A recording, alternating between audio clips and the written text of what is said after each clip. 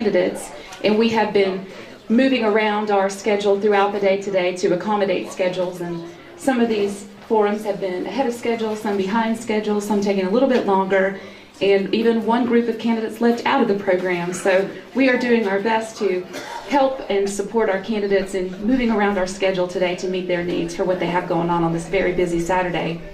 So we are going to talk to another candidate for District 7, of course, our Speaker of the House from Fannin County, David Ralston. And Mr. Speaker, the format for today is that you have 2 minutes to give your opening statement, and then we have 4 questions for you, and you have 2 minutes for each of those questions.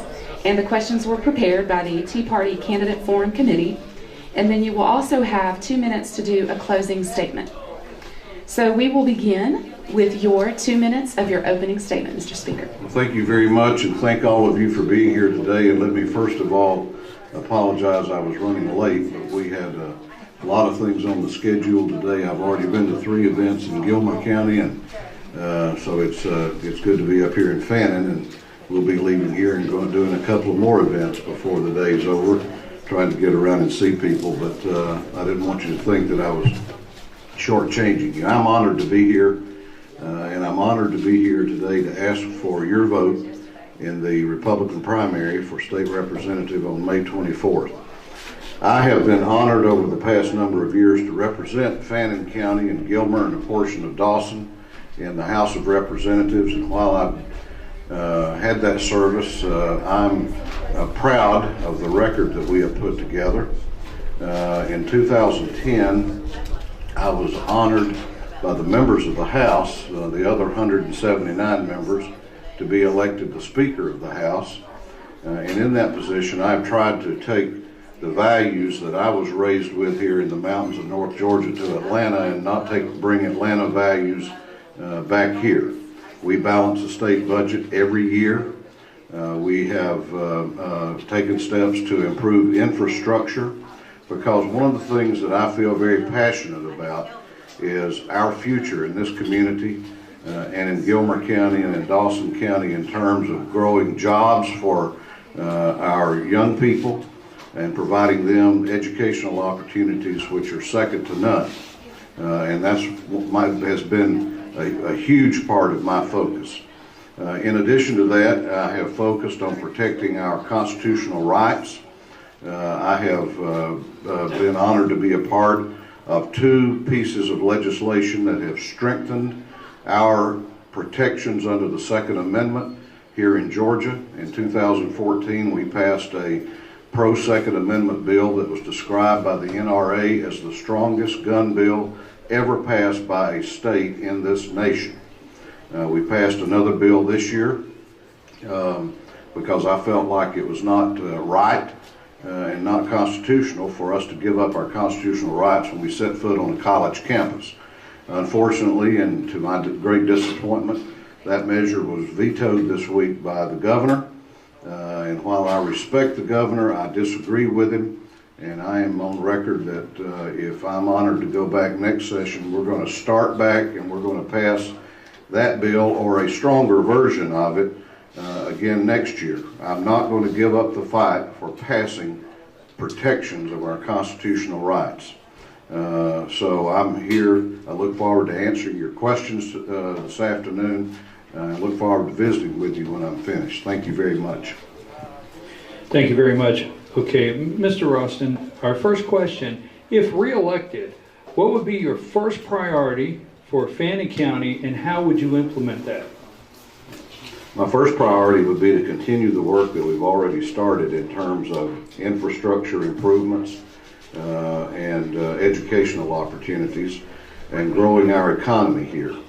I am very pleased that since 2010, when we were sort of in the bottom of the economic recession, that since that time the unemployment rate in Fannin has been cut in half. Since that time, the unemployment rate in Gilmer County has been cut in half, and in Dawson County has been cut in half. We have grown jobs all over this state. We're growing them here locally. We've added 515,000 new jobs in Georgia since 2011.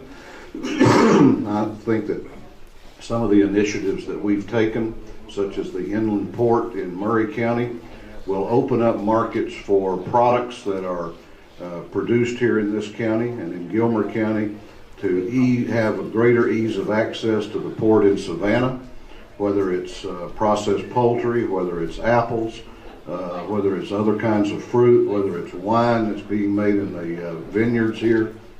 I think that we have a great future in agribusiness here. We also have brought some funds for transportation improvements, some of which we've been waiting on for over 25 years here.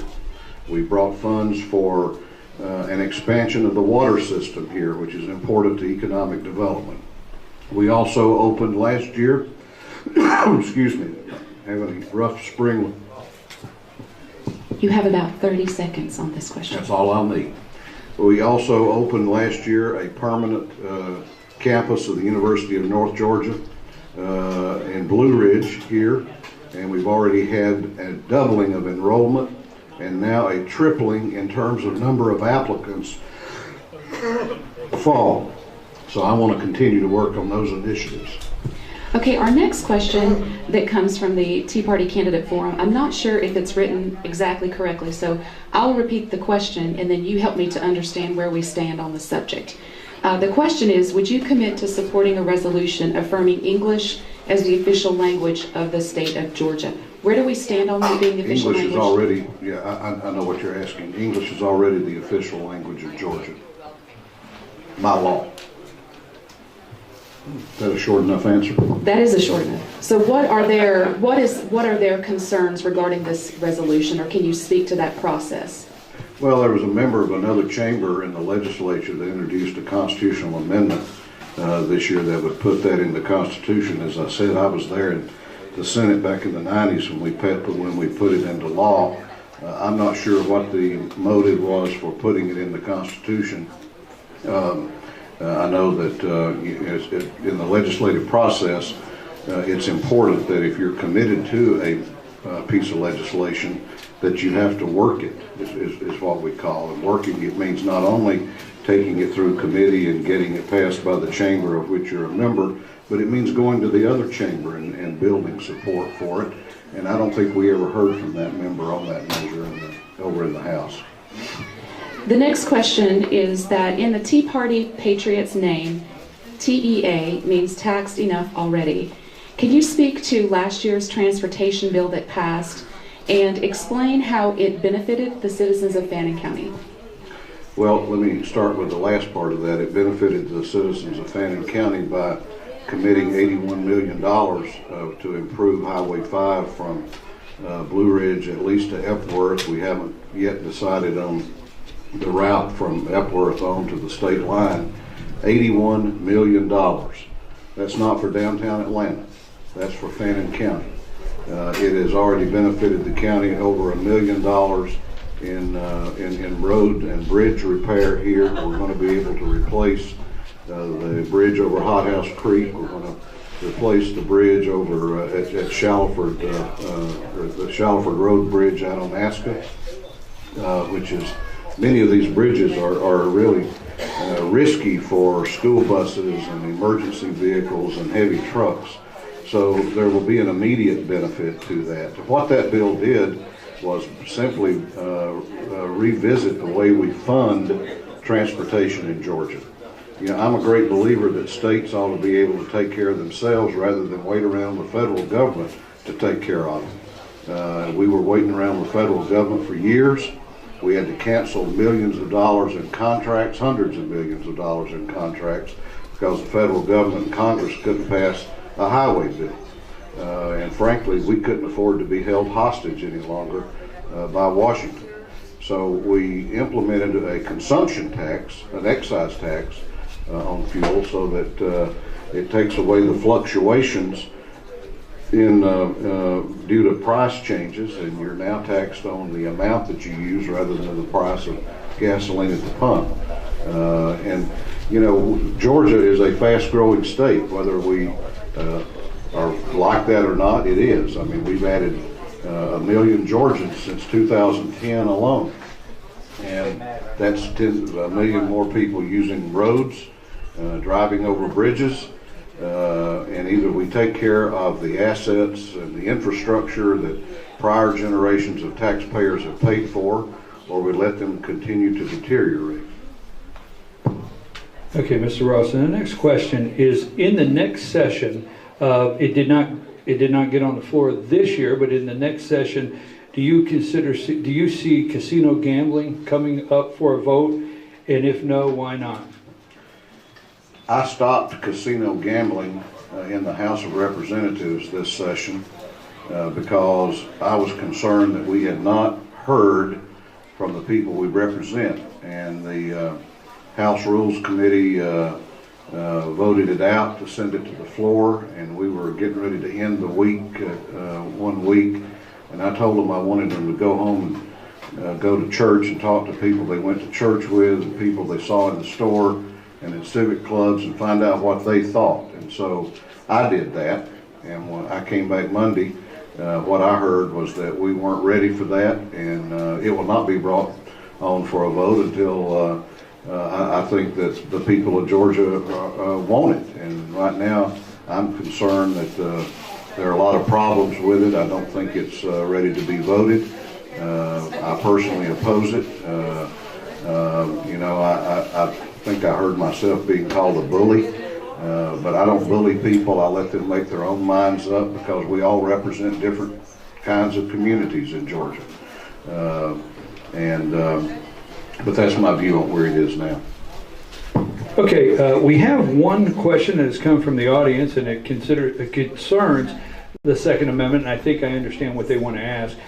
Considering the governor just vetoed the campus safety bill, and we don't know what he would do with it next year, is it possible to get a Second Amendment bill on the ballot to be voted on that would stop Congress and Senate from getting involved in our Second Amendment rights? Is it possible to get something on the actual ballot for the people to vote on? We're going to look at a number of options. That may be one that we look at. I have said I think we need to kind of let the dust settle from this session and regroup. My commitment that I am firm on is that we're going to pass a bill as strong or stronger than the campus carry bill that we passed this session. We'll probably take a look at a constitutional amendment and see what the upside or downsides, if there are any, may be to that. But know this: I will never support a measure that weakens our constitutional rights under the Second Amendment or any other provision of the Constitution in Georgia. I grew up going hunting with my dad, starting when I was about 11 or 12 years old, and I'll never support a bill that would make it criminal for anyone to be able to do that. Thank you very much. And now it's time for your 2-minute closing statement. If there's anything that you didn't have a chance to answer up to this point, you're certainly welcome to do so, but we'll time you now for 2 minutes. Thank you. I want to thank you again for being here and for the attention that you've given to me, and for your friendship and support over a number of years. I love this community. I live here. My kids went to school here. And I want nothing but the best for this community in the future. I found out when I was elected Speaker in 2010 that there had never been a Speaker of the House from North Georgia in the history of the state. And I don't take it that that's anything from me. I take that as an honor for this district. And I think anyone that suggests that we get rid of having the Speaker from here has an obligation to tell you who the Speaker ought to be and where they ought to live. If he thinks the Speaker ought to be from Valdosta or Savannah or Atlanta, then I think you have an obligation to tell people that. Frankly, I think it's a positive thing for our community, for the Speaker of the House to live in Blue Ridge and in Fannin County and in North Georgia, and to have grown up with the values that we all grew up with. And I will make no apology for that. That's just what I believe very, very strongly. I will continue to support the values that I know we all share. in terms of a strong conservative state government that is doing what the few things that I think government can do and ought to do, and staying out of the things that we ought not be in. So thank you very much, and I respectfully and humbly ask for your vote in the Republican primary, in either early voting or on May 24th. Thank you, and God bless you.